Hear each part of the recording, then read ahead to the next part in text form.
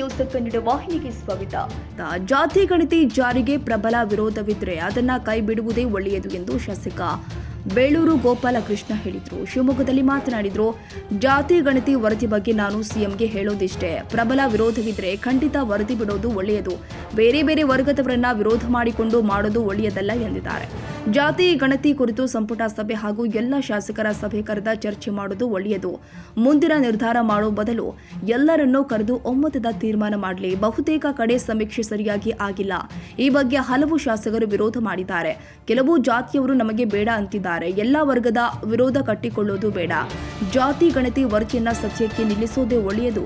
ಆನಂತರ ಪರಿಶೀಲಿಸಿ ಮಾಡಲಿ ಎಂದಿದ್ದಾರೆ. ಜಾತಿ ಗಣತಿ ಬಗ್ಗೆ ಈಗ ರಾಜ್ಯದ ಮುಖ್ಯಮಂತ್ರಿಗಳು ನಾವು ಹೇಳೋದಿಷ್ಟೇ, ಪ್ರಬಲವಾದ ವಿರೋಧ ಬಂದರೆ ಜಾತಿ ಗಣತಿಯನ್ನು ಖಂಡಿತ ಇದನ್ನು ಬಿಡಬಾರ್ದು ಅಂತ ನನಗೆ ಅನಿಸ್ತೈತೆ ಇವತ್ತು.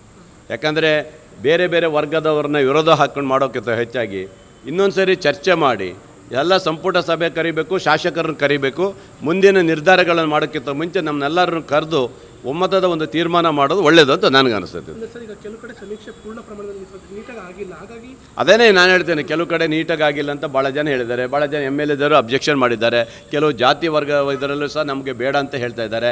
ಇವರೆಲ್ಲ ವರ್ಗವನ್ನು ಎಗನೆಸ್ಟ್ ಹಾಕೊಳ್ಳೋ ಬದಲು ಈ ಜಾತಿ ಗಣತಿ ವರದಿಯನ್ನು ಸದ್ಯದಲ್ಲಿ ನಿಲ್ಲಿಸೋದೇ ಒಳ್ಳೆಯದು. ಆನಂತರ ಪರಿಶೀಲನೆ ಮಾಡಿ ಮಾಡೋದು ಒಳ್ಳೆಯದು ನನಗೆ ಅನಿಸುತ್ತೆ. ತಾಜಾ ಸುದ್ದಿಗಾಗಿ MTV ನ್ಯೂಸ್ 24/7ಗೆ ಸಬ್ಸ್ಕ್ರೈಬ್ ಮಾಡಿ ಮತ್ತು ಬೆಲ್ ಐಕಾನ್ ಅನ್ನು ಒತ್ತಿ. ತಪ್ಪದೇ ಲಿಂಕ್ ಶೇರ್ ಮಾಡಿ.